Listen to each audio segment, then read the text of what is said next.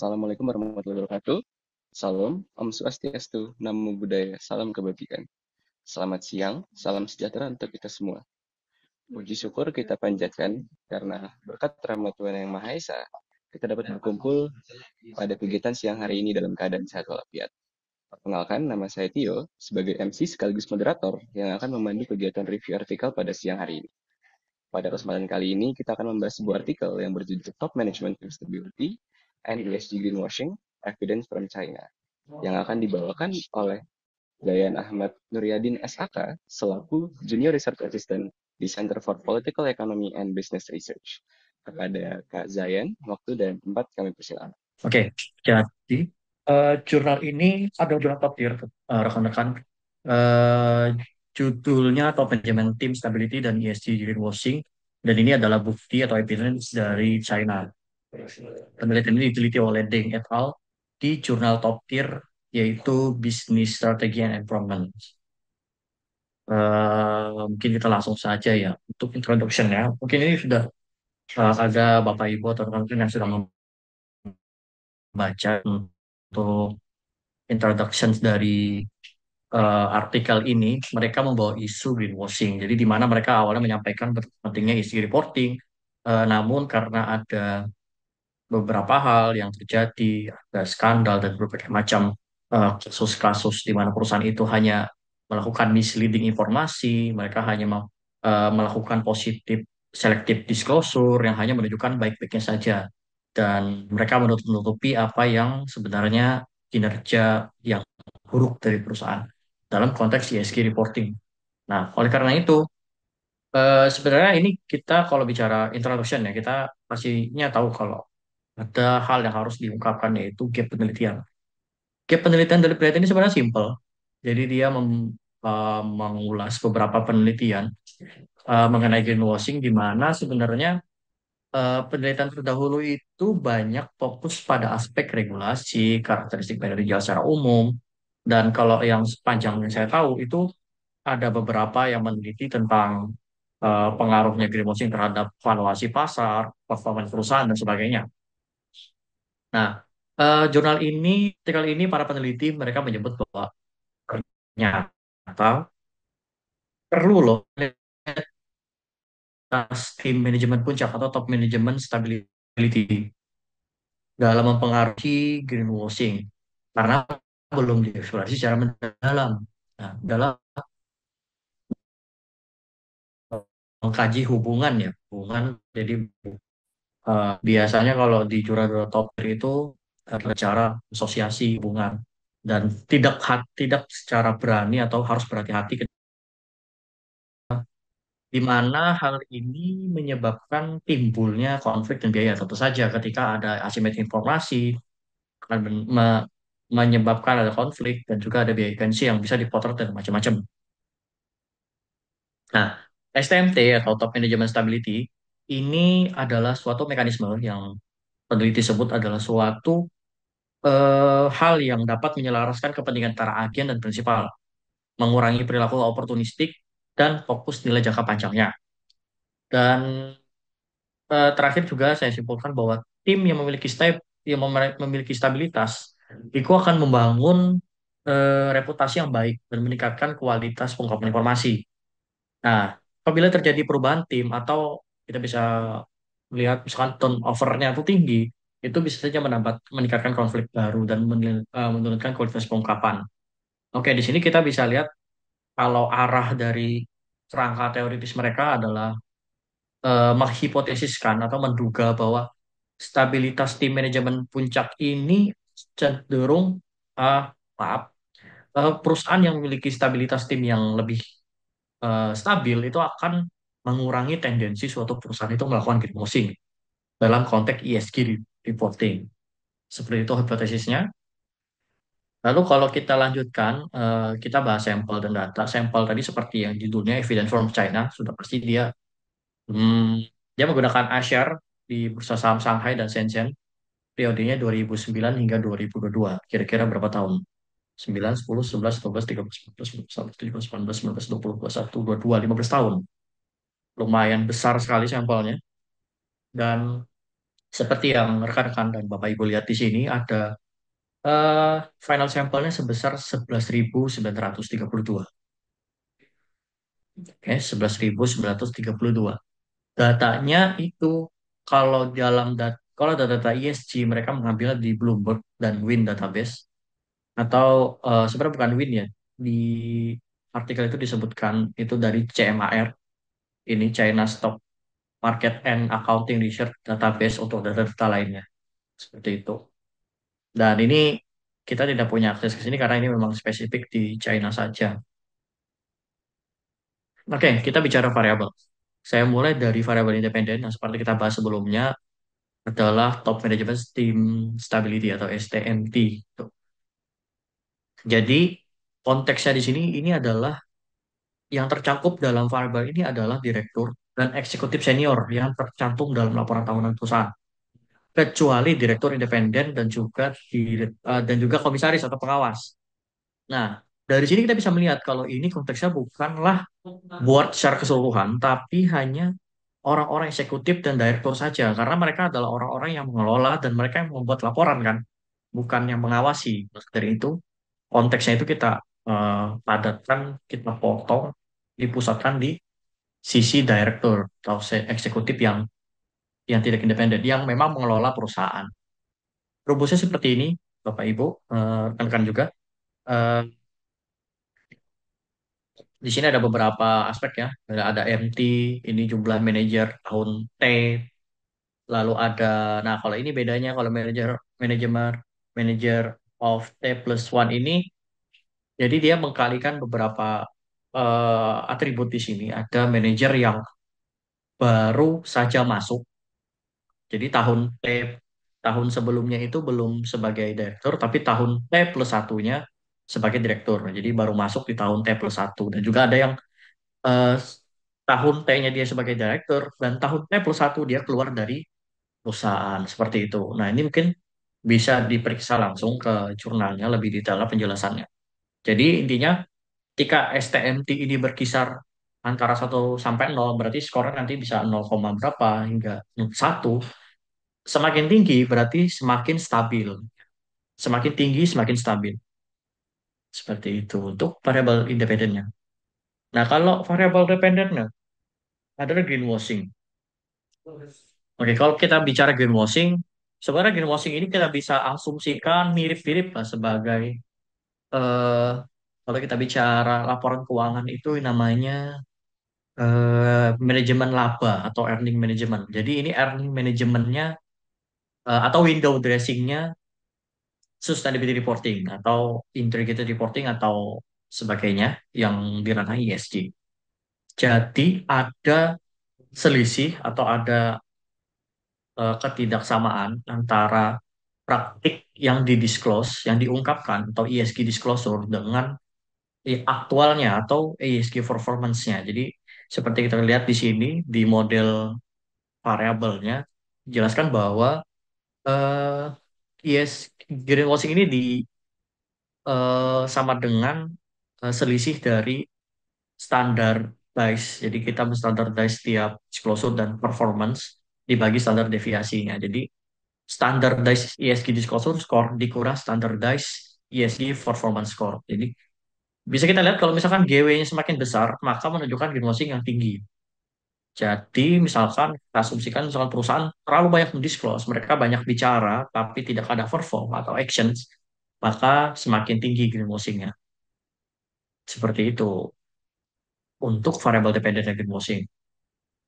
Hal yang menarik yang mungkin di Indonesia masih jarang dan mungkin belum ada yang meneliti ya.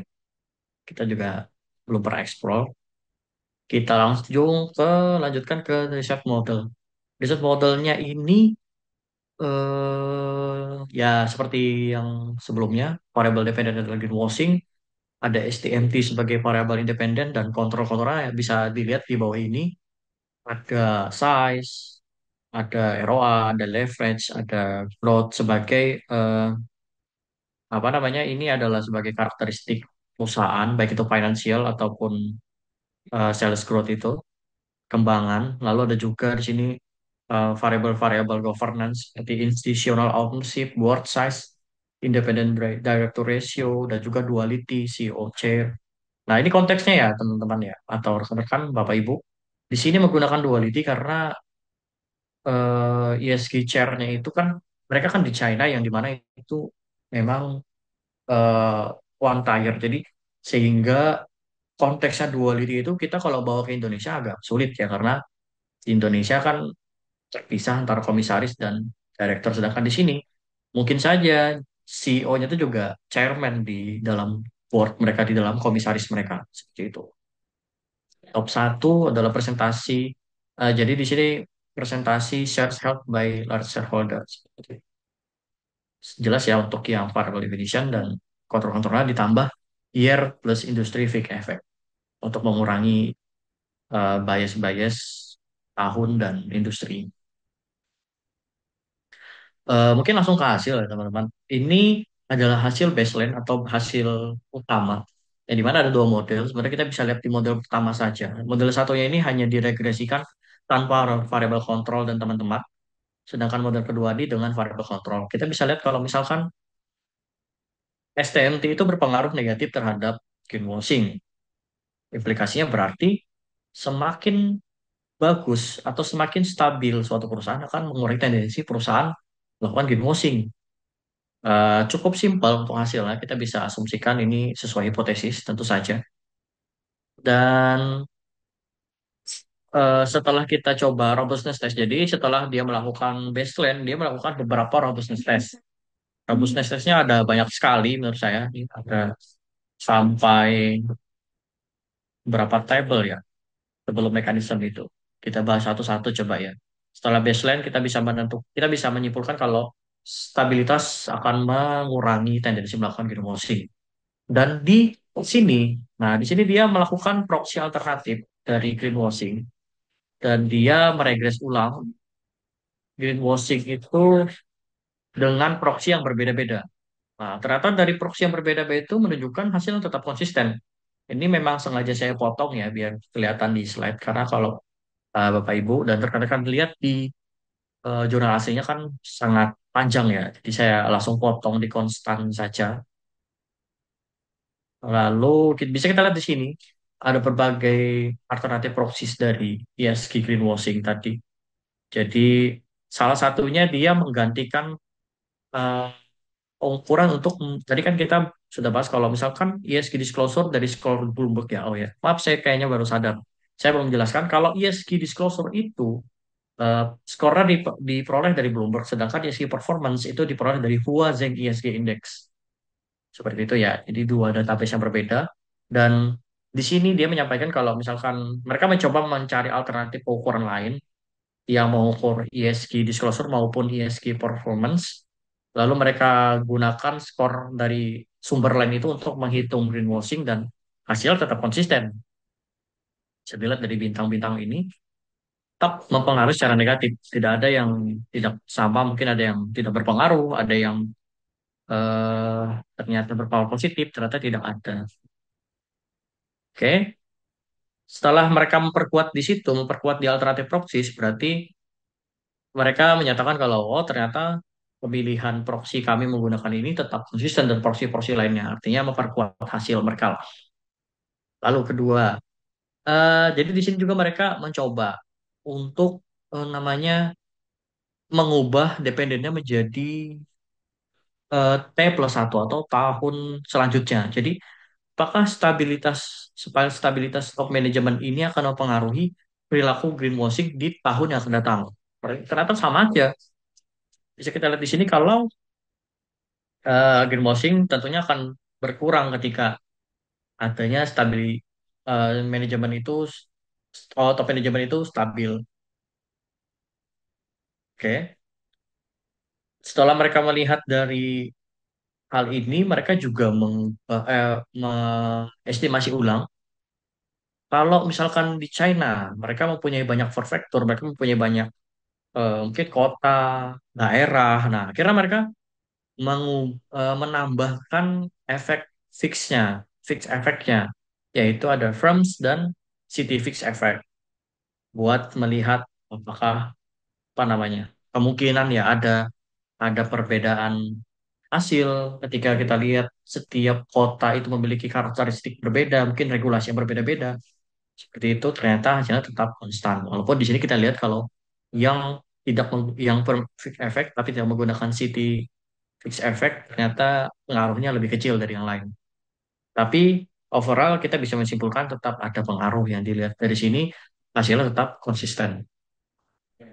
Terus dia melakukan robustness test hingga berkali-kali agar dapat menyimpulkan kalau hasil mereka ini konsisten. Kayak ini juga dia mau melakukan perkalian interaksi antara berbagai fixed effect, industri dan year, dan juga city year fixed effect, dan ternyata hasilnya juga sama seperti yang kita bahas sebelumnya. Tetap konsisten. Nah, mungkin di sini adalah robustness yang lebih teknis, lebih teknis. Jadi di sini sudah eh, untuk mengurangi endogenitas atau bisa kita bilang kebiasaan. Yang pertama mereka melakukan propensity score matching atau PSM. Nah, sebenarnya propensity score matching ini dilakukan karena adanya isu bias self self selecting sample. Ketika kita mengira kalau oh bisa saja ini, kita bisa menduga ada bias misalkan oh belum tentu independen kita itu adalah satu-satunya yang berpengaruh terhadap greenwashing tadi. Jadi kita mengabaikan kontrol-kontrol lain. Mungkin saja kontrol-kontrol lain itu memiliki pengaruh yang kuat atau ada hal-hal, oh maaf, atau oh iya, maaf ya. Iya pas Pak, ya. Itu di yang selanjutnya nanti di 2SLS, maaf ya. Jadi intinya apakah variabel dependen independen kita tuh benar-benar eh, satu-satunya hal yang mempengaruhi greenwashing. Bagaimana treatmentnya? Mereka melakukan balance test. Jadi mereka melakukan balance agar sampel itu benar-benar mempunyai karakteristik yang benar-benar sama, memiliki kemiripan, sehingga semua hal memiliki kemiripan size yang sama, memiliki ROI yang sama, memiliki leverage yang sama, growth yang sama, yang mirip, yang benar-benar mirip, dan satu-satunya yang membedakan hanyalah variabel STMT-nya, stabil apa tidak, hanya itu saja. Ketika mereka regress, ternyata hasil konsisten, berarti semakin memperkuat hasil dari analisis mereka, yaitu STMT, stabilitas mempengaruhi greenwashing. Nah, konsekuensinya kalau Bapak Ibu dan rekan-rekan ingin menggunakan SM ini, konsekuensinya adalah mungkin sampelnya akan berkurang. Kita tahu kalau di sini sampelnya 11.000. Tapi ketika kita apa namanya? Kita cek di apa namanya di artikelnya ternyata sampelnya berkurang hingga kalau tidak salah tuh 10.000 sampel. Jadi ada berkurang beberapa. Dan mungkin PSM ini ada berbagai teknik lain seperti one by one balance yang mungkin akan sangat mengurangi sama sekali. Kalau ini sebenarnya mereka menggunakan treatment yang mengurangi signifikansi dari biasnya seperti itu. Lalu untuk QLSS, nah QLSS ini dia juga merupakan teknik robustness test yang dimana mereka menggunakan instrumental variable. Jadi isu di sini adalah ketika ada mungkin saja ada variabel-variabel lain di luar dari model ini yang ternyata mempengaruhi perusahaan itu melakukan greenwashing. Makanya dari situ mereka memastikan dengan meregress di first step-nya itu menggunakan variabel instrumental, yaitu unemployed, unemployed rate. Kalau di dalam artikel mereka menjelaskan mereka menggunakan unemployed rate ini sebagai variabel independen yang diduga mempengaruhi stabilitas manajemen. Nah, ini agak tricky juga dan perlu banyak eh, pemikiran yang konseptual. Mereka ada alasannya menggunakan variabel instrumental ini atau unemployment rate itu rating pengangguran di setiap daerah di China sana, di yang menjadi sampel di tempat perusahaan itu berdiri. Jadi tingkat pengangguran itu diduga mempengaruhi stabilitas manajemen. Ketika tingkat pengangguran itu tinggi, berarti bisa saja stabilitas manajemen itu semakin turun karena tidak stabil, karena ada banyak orang yang keluar masuk kerjaan dan sebagainya. Saya mereka menduga hal itu. Ketika sudah melakukan first step, mereka akan menemukan yang namanya ini mirip Hackman ya, tapi kalau di 2SLS ini mereka menggunakan Liebergen LM dan juga fractional Wald F statistik. Jadi di sini ketika crack donut plotnya itu memang tidak signifikan, berarti hasil first take itu atau beberapa residual-residual yang error atau error-error yang terjadi di first take itu tidak mengganggu hasil dari STMT seperti itu. Jadi tetap hasil tetap bisa kuat, hasil tetap robust dan hasil tetap konsisten. Di sini berperan secara negatif terhadap greenwashing. Oke, nah ini sudah beralih ke mekanisme analisis. Jadi kayak tadi kita bicara tentang kekuatan hasil, di sini mereka menambah analisis baru yaitu mekanisme analisis. Nah, yang pertama ini apakah dia mereduksi agensi cost? Di sini mereka menggunakan MV ini adalah biaya administrasi ya. Rasio antara biaya administrasi dengan beban gaji kalau tidak salah di artikelnya. Jadi intinya semakin semakin tinggi variabel MV ini, maka menandakan bahwa semakin besar agensi cost-nya. Bisa kita lihat kalau di sini STMT mempengaruhi secara negatif dari eh, agensi cost-nya dan juga mempengaruhi dan juga MV-nya ini dijadikan variabel independen juga untuk mempengaruhi greenwashing. Ternyata benar, semakin tinggi MV akan meningkatkan tendensi perusahaan untuk melakukan greenwashing seperti itu. Tapi dengan adanya STMT, mereka akan mengurangi tendensi perusahaan melakukan greenwashing. Satu, mereka mereduksi agensi cost, pengaruh agensi cost untuk mendorong perusahaan melakukan greenwashing. Yang kedua, mereka menggunakan ABSAC. ABSAC ini abnormal abnormal actuals. Jadi mereka melihat nih bagaimana kalau abnormal actuals kan semakin tinggi kan berarti semakin rendah kualitas pelaporan keuangannya. Jadi kita bisa lihat di sini kalau ABSAC itu sama seperti manajemen fee atau reduction agency cost tadi sama hampir mirip, sangat mirip sekali hasilnya tetap konsisten dan diduga bahwa ternyata Upside ini mempengaruhi secara positif dari greenwashing. Begitu pula STMT masih bisa menjadi menjadi mekanisme untuk mengurangi tendensi perusahaan ketika mereka melakukan ketika abnormal aktuar mereka juga tinggi dan mengurangi atau meningkatkan informasi disclosure quality-nya. Seperti itu. Untuk adisional mungkin ada beberapa ya. Mereka memisahkan, jadi mereka mengubah modelnya itu menjadi subsampel. Ada yang Big Four dan non Big Four, ada yang BUMN dan non BUMN. So ini kan state owner enterprise. Jadi mereka melihat perbedaannya. Terus ini juga LM share dan AM share ini juga dilihat dari kalau yang LM share ini adalah low managerial ownership. Jadi perusahaan-perusahaan yang managerial ownership-nya itu rendah dibagi dipisahkan dengan perusahaan-perusahaan dengan eh, high managerial ownership. Jadi subsampel ya ini ya. Nah, setelah dibagi subsampel ternyata benar mereka yang memiliki high managerial ownership itu terlihat pengaruhnya. STMT itu benar-benar sangat berpengaruh di perusahaan-perusahaan yang pemilikannya itu didominasi oleh manajerial. Begitu pula yang non SOE yang tidak dimiliki oleh pemerintah. Itu akan lebih berguna atau akan lebih berbunyi pengaruhnya STMT terhadap perusahaan-perusahaan yang tidak dimiliki oleh pemerintah atau non BUMN atau non SOE. Nah, kalau di sini kita bisa lihat Big Four dan non Big Four menunjukkan hasil berbeda. Ketika kita lihat Big Four tidak ada pengaruh dan sedangkan non Big Four ternyata berpengaruh negatif terhadap GW. Kita bisa lihat kalau kita bisa implikasikan kalau sebenarnya Big Four dan STMT itu adalah sama-sama mekanisme tata kelola. Ketika Big Four itu dipakai sebagai monitoring dari eksternal, jadi mereka memang sengaja meng-hire Big Four agar mengurangi mengurangi atau mengatasi problem di perusahaan. Misalkan yang governance-nya rendah, mereka akan meng-hire Big Four untuk mengecek, memonitoring, mengawasi segala macam sehingga tidak terlihat bunyinya di sini. Sedangkan untuk yang mereka tidak menggunakan Big Four, mereka cenderung sudah yakin, sudah pede mungkin dengan stabilitas manajemen mereka sehingga stabilitas ini bisa berguna ketika auditor perusahaan itu merupakan auditor non Big Four seperti itu. Itulah implikasinya. Yang bisa kita lihat dari additional analysis ini. Terakhir, conclusions. Penelitian ini intinya menemukan bahwa stabilitas tim itu akan mengurangi greenwashing.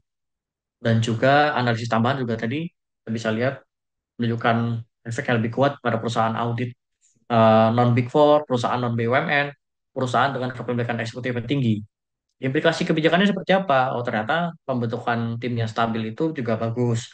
Terus tadi juga perbaikan dan penguatan regulasi juga bisa menjadi pertimbangan untuk mengatur perusahaan-perusahaan agar mereka tidak tidak melakukan greenwashing mungkin ya. Karena tapi di sini juga hal yang sulit ya kalau misalkan kita bicara perbaikan regulasi karena ESG ini adalah konteks yang sangat luas sekali. Dan mungkin tadi juga kita bisa lihat implikasinya eh, di sini sebagai Big Four dan STMT adalah suatu substansial, jadi bisa digantikan gitu. Bisa saja kita menggunakan tata kelola cara yang dengan monitor eksternal atau dengan monitoring internal seperti itu. Oke, tentu untuk keterbatasan kita bisa lihat di sini adalah penelitian di China yang dimana kalau kita implementasikan di Indonesia, ada beberapa hal-hal yang harus kita pertimbangkan seperti tadi ada beberapa kontrol yang dimana kontrol itu khusus untuk perusahaan-perusahaan yang one tier, sistem sistem itunya sistem struktur tata kelolanya ada juga yang two tier. Jadi kita harus mempertimbangkan di situ melihat apakah ada hal-hal yang perlu adjust dulu sebelum kita menuju di Indonesia. Oke, sementara itu penyampaian dari saya. Oke, saya kembalikan ke Mas Aryasta. Terima kasih. Oke, baik. Terima kasih banyak Kak Zayan atas pemaparan untuk artikel ya. Lalu jika Bapak dan Ibu hadirin sekalian ada yang ingin bertanya, bisa langsung saja ditanyakan. Bisa raise hand atau melalui chat box. Mungkin Oh, sebelumnya ada ada ini. pertanyaan juga nih Kak, dari Ibu Dian Prawitasari. Kalau greenwashing diterapkan di Indonesia untuk datanya bisa diambil dari mana ya? Oke. Nah, kalau ini kita kita kembali ke slide-nya di bagian sini ya. Nah, kalau greenwashing ya. Oh ya, ini salah satu keterbatasan ya. Saya lupa menyampaikan. Greenwashing yang dipakai di penelitian ini adalah skor, yang dimana ini kita bahasanya adalah tendensi perusahaan melakukan greenwashing. Jadi hati-hati ketika kita menggunakan skor ini kita belum tentu bisa menyebut ini adalah greenwashing yang absolut. Kalau kita bicara absolut kan misalnya ada perusahaan-perusahaan yang melakukan skandal, perusahaan-perusahaan yang melaporkan SR dengan berbagai macam kebijakan hijau dan lain ternyata mereka melakukan berbagai macam seperti misalkan illegal logging, mereka mencemari polusi, mencemari udara, mencemari laut secara diam-diam dan seperti itu. Itu adalah greenwashing yang absolut. Tapi di sini adalah skor yang dimana mungkin ada bias-bias tertentu yang bisa kita timbangkan. Itu salah satu konteks ya. Berarti kita bahasanya dia tendensi atau kemungkinan atau kecenderungan perusahaan itu melakukan greenwashing. Tapi sesuai dengan pertanyaan Budian tadi, jadi di sini ada dua konteks, ada dua hal yang harus kita kolek terlebih dahulu. Yang pertama adalah ESG disclosure, yang kedua adalah ESG performance.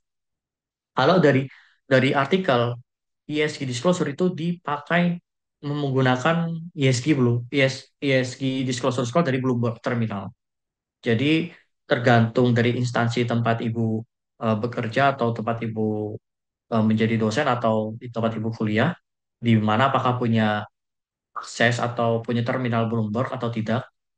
Yang di mana di Bloomberg itu juga punya skor disclosure skornya juga. Nah, itu adalah hal yang mungkin sudah pasti bisa dikolek di Indonesia. Tapi kalau SESG performance-nya ini mereka kan menggunakan Huazeng ESG Index. Nah, hal ini masih kita bisa substitusi nih. Kita bisa menggunakan eh Refinitiv, Refinitiv database. Ada beberapa kampus di Indonesia yang mempunyai Refinitiv dan itu juga mereka mempunyai berbagai skor yang dalam ranah sustainability termasuk ESG performance score.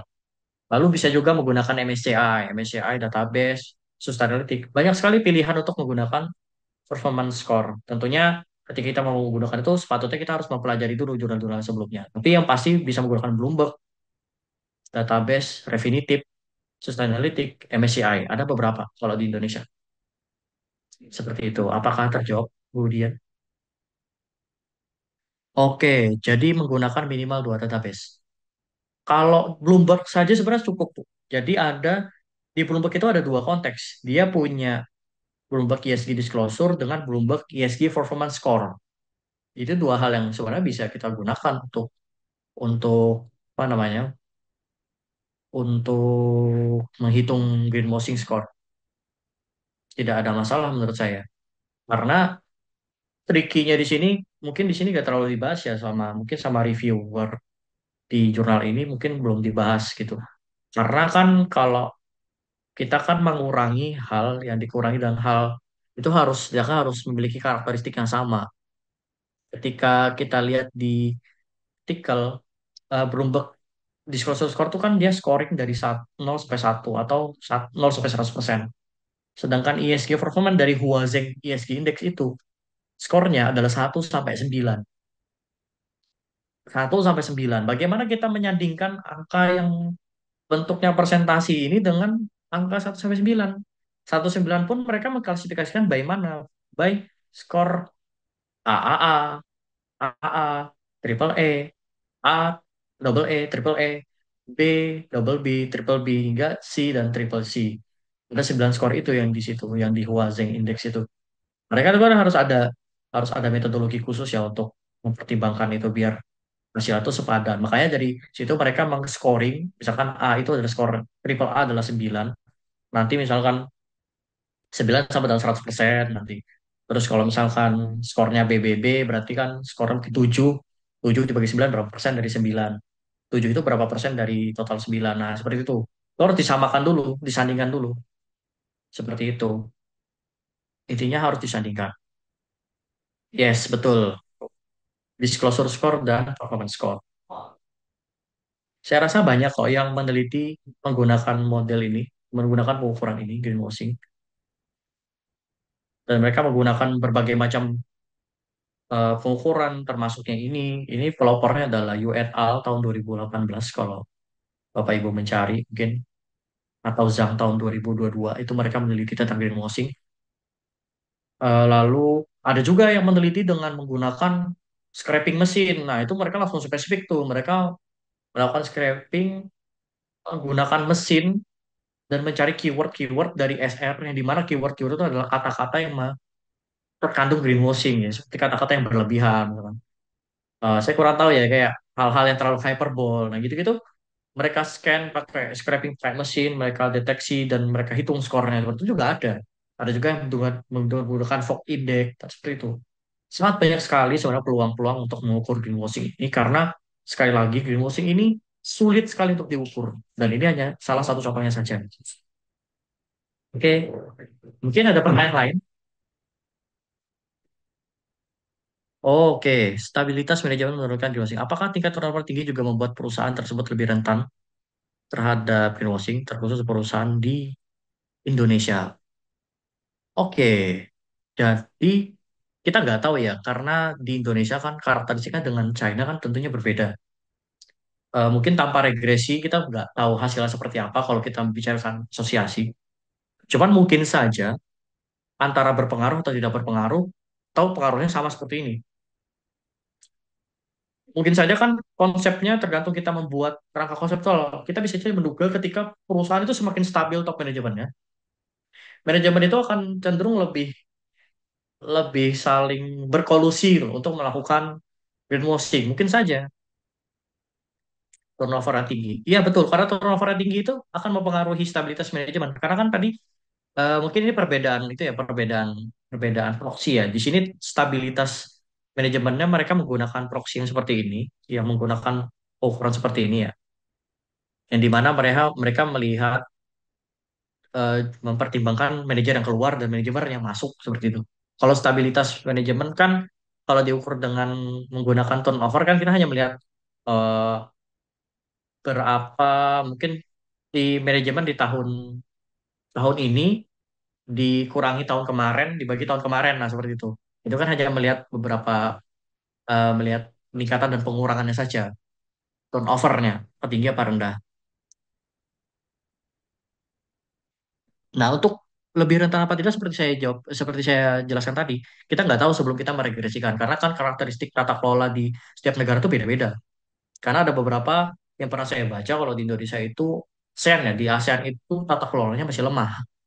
Nggak seperti rigid seperti di Amerika, Eropa, dan China. Mereka itu justru adalah pelopor berbagai macam standar kan. Sedangkan di Indonesia kan kita sistemnya adalah adopsi. Jadi adopsi standar bukan pembuat standar. Jadi sehingga itu menandakan mungkin saja di Indonesia itu belum stabil, belum belum memiliki governance corporate governance yang bagus atau yang kuat seperti di negara-negara tersebut. Oh, semoga terjawab ya, Pak Asyar. Lalu Brand Ritchie, eh pergerakan utama melakukan greenwashing itu apa? Oh, kalau pergerakan utama kita melakukan perusahaan melakukan greenwashing,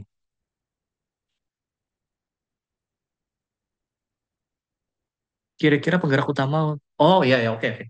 Determinan ya berarti ya, determinan. Faktor-faktor apa yang mendorong perusahaan melakukan greenwashing? Sebenarnya kalau yang kita melihat penggerak ini kita bisa lihat di variable control ya. Variable control itu kan biasanya diambil karena mengacu pada jurnal-jurnal yang telah ada dan meneliti hal yang sama seperti contohnya di sini ada berbagai macam size, ROA, left, leverage, growth, sales growth. Jadi itu juga hal-hal yang ternyata yang pastinya berpengaruh untuk mendorong perusahaan melakukan greenwashing seperti yang kita lihat di coba kita lihat di baseline. Nah seperti ini ROA nih. Nih, size. Perusahaan itu semakin besar asetnya, semakin banyak aset tetapnya kan. Nah, aset tetap itu kan bisa berupa mesin dan lain-lain. Mesin dan lain-lain itu kan mengeluarkan polusi, membutuhkan energi, membutuhkan listrik, dan sebagainya. Akhirnya hasil di sini menyebutkan kalau size itu akan mempengaruhi secara positif perusahaan melakukan greenwashing. Begitu juga ROA dan life. Nih, hasil yang sangat bagus ya sebenarnya. Ketika perusahaan memiliki laba yang tinggi, mereka ya mungkin pendanaan dan kondisi finansialnya baik-baik saja. Jadi mereka nggak perlu, ya mereka jujur-jujur aja, tidak perlu harus melakukan emosi yang sebanyak itu.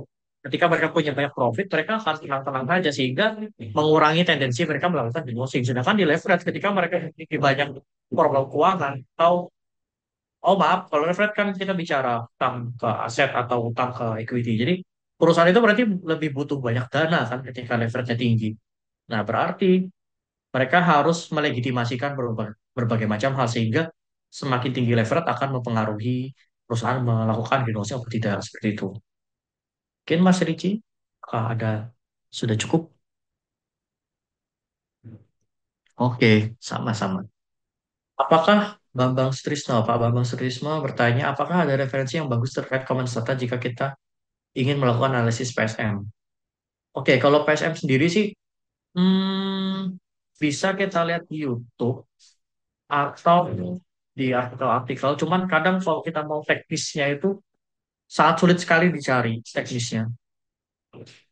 Terutama yang menggunakan stata secara langsung ya. Jadi yang tutorial-tutorial atau referensi-referensi yang menjelaskan tahapan-tahapan dari awal buka stata, do filenya dan sebagainya itu. Kalau saya sendiri saya belum pernah mendapati ya. Karena ada beberapa kalau kita baca jurnal-jurnal internasional apalagi yang top tier itu mereka punya teknik yang aneh-aneh yang memang ya sebenarnya hanya bukan yang aneh ya, ya teknik-teknik khusus yang sangat rigid, yang sangat strategik dan sangat complicated itu kadang kita nggak bisa mencari referensinya dan mostly mungkin mereka melakukan itu dengan difasilitasi oleh kampus mereka. Misalkan kalau di China mereka punya kalau di China kalau kuliah di China mungkin ada pastinya ada apa mata kuliah matematika statistik dan gitu-gitu juga dipelajari di sana. Jadi tergantung heterogenitas itu banyak kalau di Google, di Scholar. Mereka membicarakan selection bias dan lain-lain. Solusinya menggunakan PSM, Quartz Exact Matching, itu saya rasa banyak di Google Scholar. Cuman untuk step by stepnya saya belum pernah menemukan. Dan itu salah satunya ya caranya dengan berguru dengan guru-guru profesor-profesor atau data analis yang mengerti stata seperti itu. Oke, semoga menjawab Pak Bambang. Nabila Zafira bertanya juga, bagaimana kajian tersebut dapat memberikan terhadap pengembangan kebijakan di Indonesia? Hmm, pengembangan ya, iya oke. Jadi ini kan implikasinya kan kalau semakin stabil manajemen di suatu perusahaan, maka akan mengurangi tendensi perusahaan melakukan greenwashing. Jadi implikasinya ya kita bisa lihat kalau di Indonesia seberapa baik sih di Indonesia itu. Kita kan nggak tahu tuh. Kalau kita refleksikan, kita replika penelitian ini di Indonesia, apakah nanti ternyata stabilitas itu malah meningkatkan greenwashing atau sama seperti ini hasilnya. Karena ketika sama berarti ya implikasinya sama seperti penguatan standar, misalkan penguatan regulasi, turnover di perusahaan yang agar perusahaan itu tidak terlalu melakukan turnover dan lebih memaintaining eksekutif-eksekutif mereka dan menjaga hubungan sama eksekutif seperti itu implikasinya agar mengurangi perusahaan melakukan greenwashing. Tentu itu pun juga dibarengi dengan regulasi yang mengatur bagaimana regulator ini apa namanya mengatasi greenwashing ini seperti apa karena kita kan nggak punya peraturan yang seperti ketika perusahaan ketahuan melakukan greenwashing terus disuruh bayar denda dan segala macam belum ada yang seperti itu. Nah, itu dulu yang perlu kita pertimbangkan sih. Kalau menurut saya dari konteks greenwashing ini kita harus mempertimbangkan greenwashingnya dulu. Apa regulator yang dilakukan, apa para regulator tuh melakukan apa terhadap kasus ini? Kalau mereka melakukan adjustment untuk regulasi yang mengatur perusahaan agar lebih hati-hati atau lebih lebih jujur dalam mengungkapkan hal-hal non finansial ini. Sebelum kita bicara ke corporate governance-nya, bagaimana Kak Nabila Zafira? Kalau masih ada yang ingin ditanyakan? Oke, terima kasih. Apakah ada pertanyaan lain? Mungkin saya kembalikan sementara ya, Mas. Oke. Oke, baik. Terima kasih banyak, Kak. Saya atas seluruh jawabannya. Jadi, untuk pertanyaan dari Kak Nabila Zafira tadi sekaligus juga menutup sesi tanya jawab dan sesi pemaparan dari sesi review artikel kita pada siang hari ini. Lalu apabila Bapak dan Ibu sekalian ada yang sedang melakukan penelitian dan membutuhkan bantuan perihal data, bisa menghubungi kami pada link berikut.